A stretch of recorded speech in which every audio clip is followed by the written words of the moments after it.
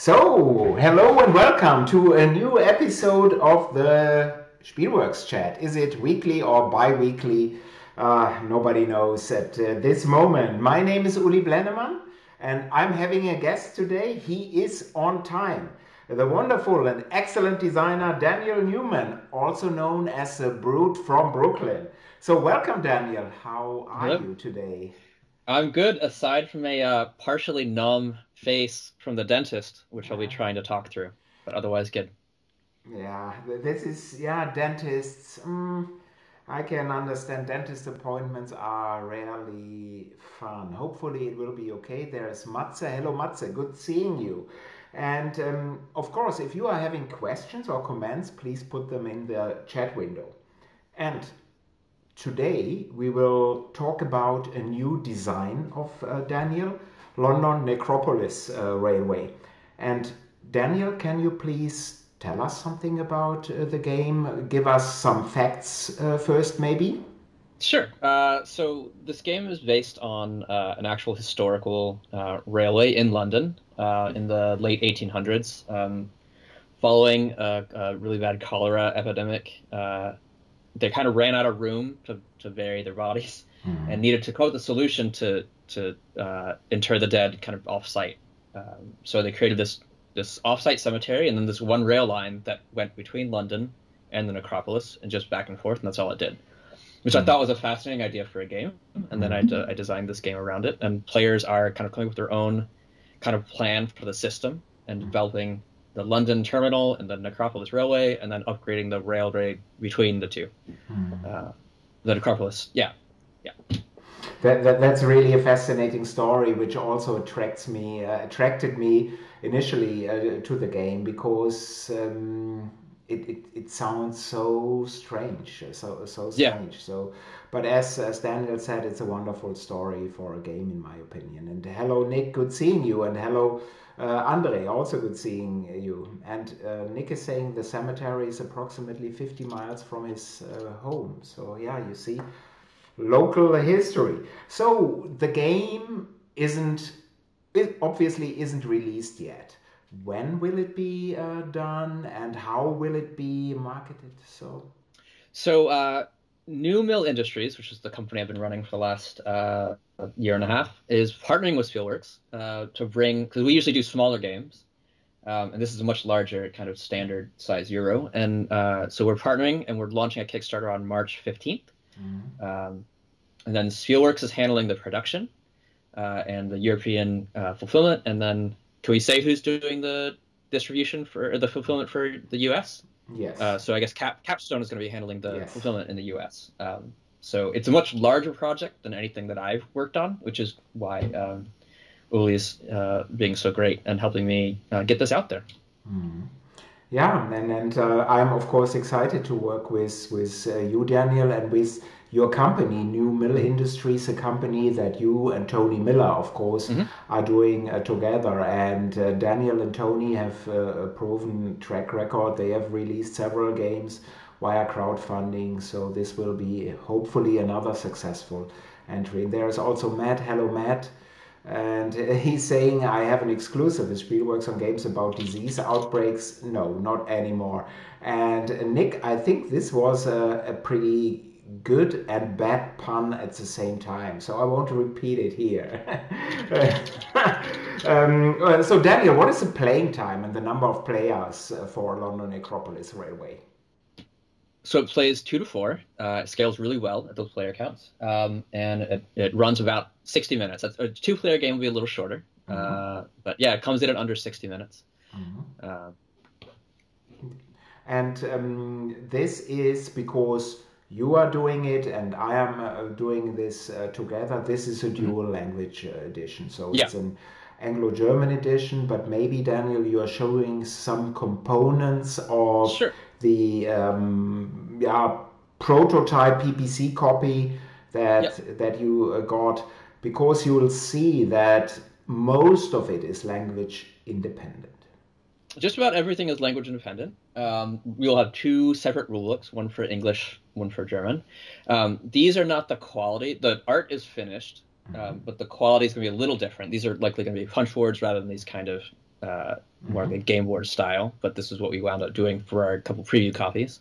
So this what, is the London. Yeah. This is the London office. So you can see there's different sections you can upgrade, which will affect your income when your train gets back to London. Income being the mourners and the coffins that are coming into the station that you then have to transport, as well as money, which is used to upgrade things. Then you've got the Necropolis Board, which is where you will send the coffins. They can go anywhere as long as you have a staff member in that row. And if you match the colors, you'll get a coin bonus, but you don't have to place anything there. And then there's a bunch of scoring, which I won't go into right now. And there's a spot for crypts, which give you multipliers for the scoring in the columns. And then you've got the railway board that goes in between those two. So your train starts at London, moves around to the Necropolis and back in a loop throughout the game several times. And you've got these spots here, which you have tiles that will hold your coffins and your mourners. Those can be upgraded and added on as well to increase your capacity as you move around. And then there are bonuses for completely upgrading all three of those pairs. And the other board I have here is so every player has a set of these in front of them, right? That's their player boards. Then there's a central board, which is two-sided for the 4-player. It's a little shiny, sorry about that. 4-player and the 2 or 3-player side, which holds the crypts, which get more expensive as they get purchased. It tracks the number of rounds in the game. And then at the bottom here, you've got these bonus actions, which you can spend your action discs on. Yes. And then a reminder of what happens at 2 specific points in the game. Sorry, that's really glossy.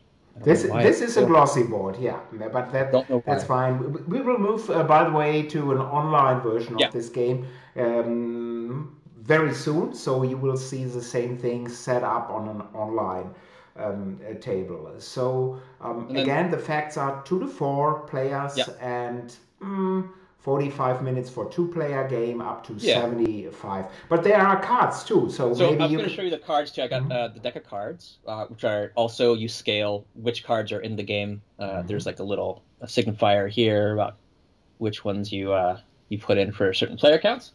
And then every card has 3 sections on it, corresponding to the London, the Necropolis, and the railway.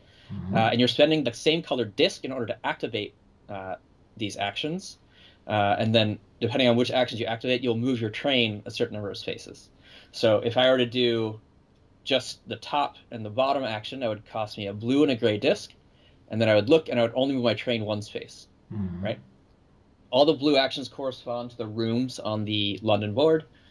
The green actions, there's really just 2 options. It's build a crypt, hire a staff, or there's a combination. You can do both. And then on the bottom, you can either spend a gray disc to upgrade any of your tiles on your train board, or you can kind of install this underneath the board. So you would just slide it under. Yes. And then that gives you a one-time use ability, which you would then discard later and do that thing. And there's a few of those different ones.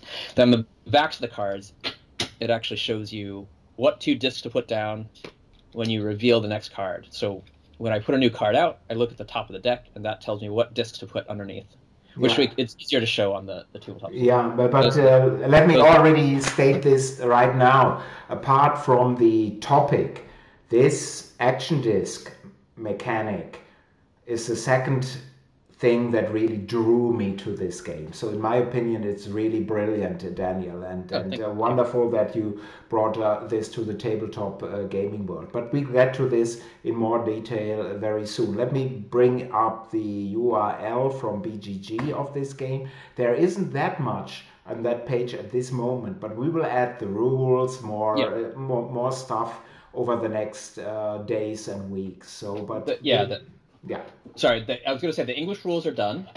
We're working on the German translation right now, and once those are both done, we'll upload them and make them available. The Kickstarter page has been created as well, and we're just waiting for approval from Kickstarter, and then we'll make that available as well.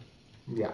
And by the way, hello Hans, hello JT, good seeing you. Shall we move to Tabletop Simulator? Is this an idea? Let me see.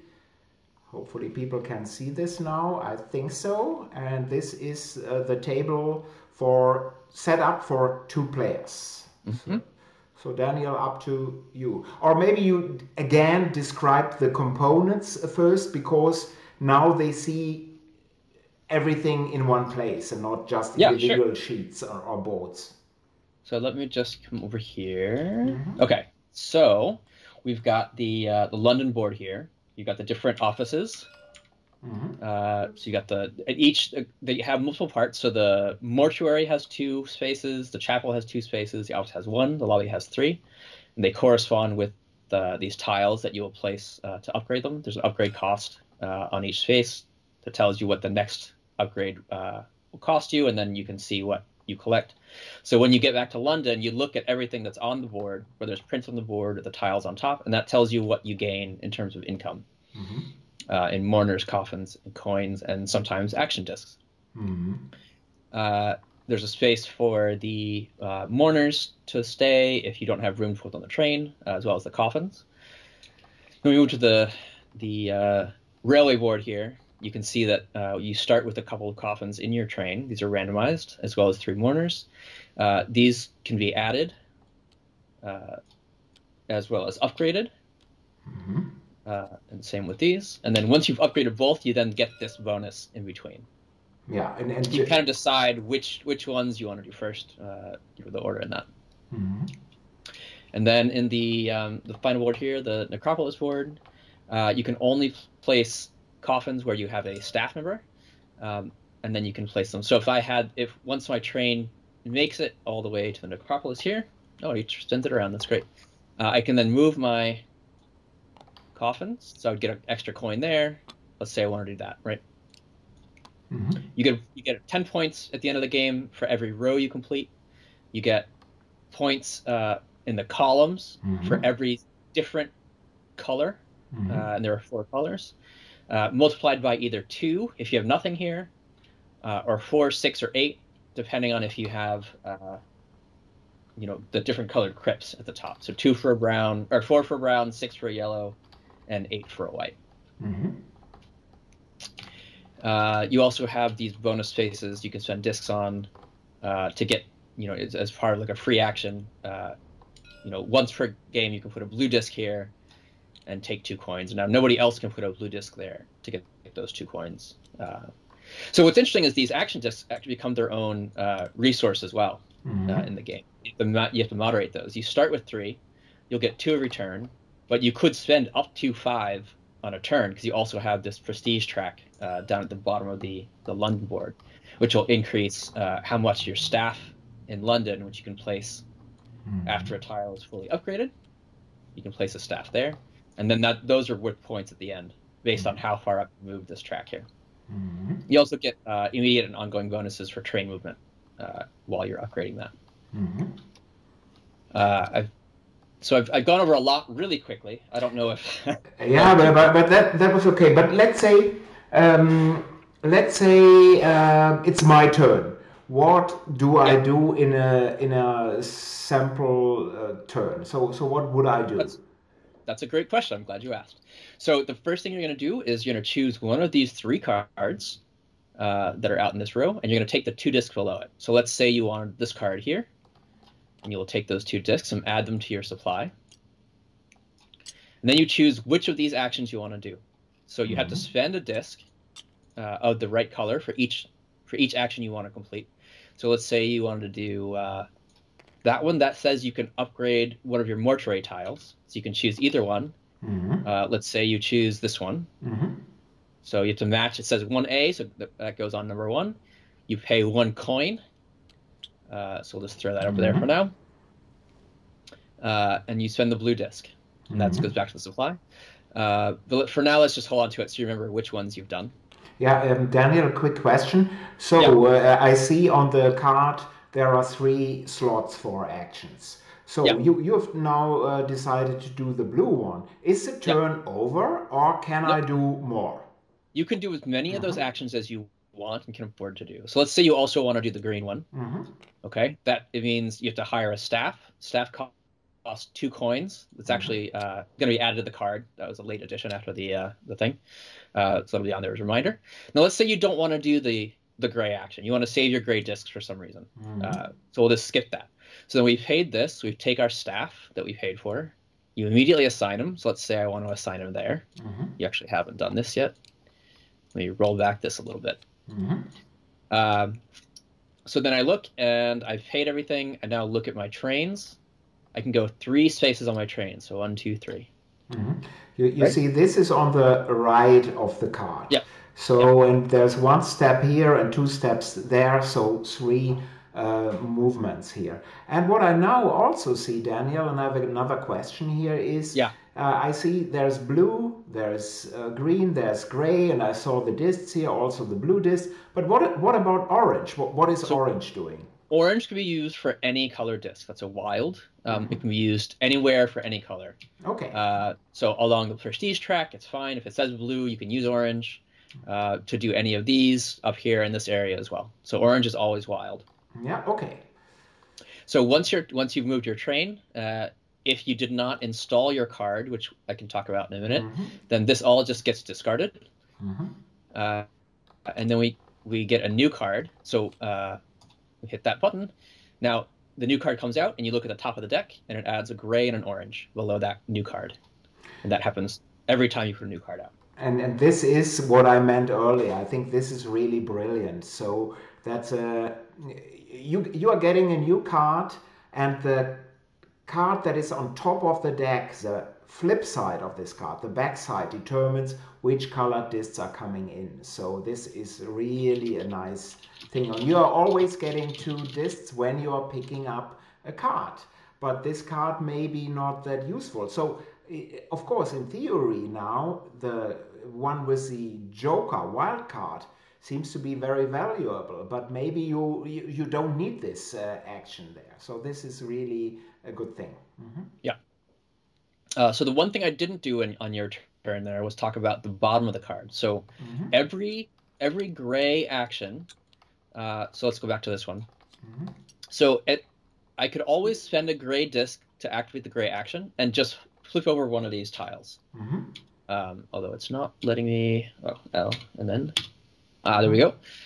So now this can hold 5 instead of 3, or I could use it to add another tile of either type. Alternately, if you pay a gray disc, you can install this under your board. In the physical game, you should be able to slide it under. And then you have a one-time use ability that you can do anytime on this turn or another turn. And there are 4 different abilities. So this one says, when you're buying a crypt on a future turn, you can count the mourners that are on your train as well as any that are already at the cemetery. Normally, you can only use the ones that are already there. So that might let you grab, one of these crypts at a cheaper cost before somebody else gets to it. There's one that lets you, when you pay for your staff, it's cheaper. There's one that when the train gets to the cemetery, you can get money if your mourner cards are filled. And there's one that allows you to move your train farther, depending on how many cards you have already installed in your train. So those are little bonuses, and you're always deciding whether you want to use that, install that bonus or put one of your kind of capacity tiles. That's always an interesting choice. So taking another quick look at this center railway board. So basically, the wooden locomotive shows where you are, whereas the center tells you what is loaded on the train, and correct. There can always be coffins and mourners. So and that's why it makes sense to upgrade the capacity here of your because train. If you don't, you're only going to be taking 2 coffins per trip, and you're not going to be able to get much here at all, and your scoring is always going to be much lower. So you want to focus on getting those. Plus, as you increase your income, you're going to be bringing in more coffins and mourners, and they're doing you no good just sitting at London. You have to get them in the Necropolis. So what happens if the train reaches the Necropolis? So that's a green spot. Over so here. Once it reaches there, or past it, you could then unload everything from your train onto the Necropolis board. Now, you can only put things where you have staff. And if you can match the color, you get coins. So if I only had the one staff, I could only put coffins in this one row. which is not going to do you good because to get the really high scoring, you want to be able to do different colors of coffins in each column. So it's all about kind of balancing your upgrades at all three places throughout the game as you go to kind of maximize your efficiency, your scoring potential. Yeah. And what happens when the train is back at London? Once it moves back to London or passes it, that's when you look at your board here and you get all the income for whatever is visible. So you just look at all your tiles and anything that's printed on the board that's visible, and you get all that. And then you have to pay 2 coins for every staff person you have, either at the Necropolis or if you have one on an upgraded tile. If you flip that tile over, those get paid as well. So when you hire a staff using that green action, you can hire them either into London if there's a tile available or into the Necropolis. This is over there. So yeah, and the train. It's not in this game that you go to the Necropolis once and then once back to London. This is happening all the time. So the train is basically, or your train is constantly moving. Yeah, and the more you cycle it, right, the more you're going to be scoring points. The more you're setting up yourself for points, the more you're getting income, and then back and forth. So it's a constant kind of rotation through. Yeah, right.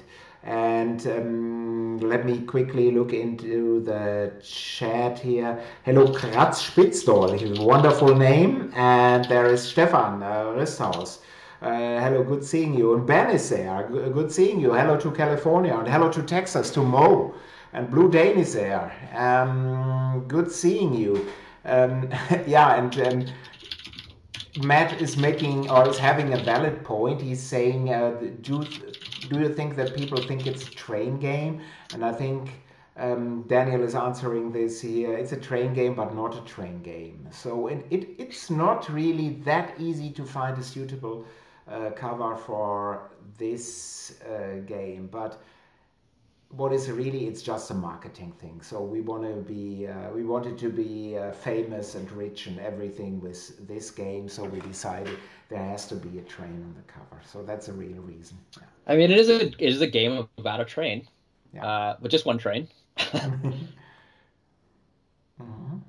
So it makes sense.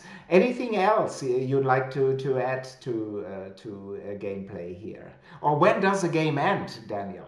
So the game goes for exactly 12 rounds. Halfway through the game, you're moving the marker down with each round. Before the 7th round, every player gets a free action of their choice. They don't have to pay the coin cost and they don't move their train. So everybody chooses something to do. So it's really, build or upgrade a tile, add a tile to your train, hire a staff. Those are really your main options. And then move on to the next round.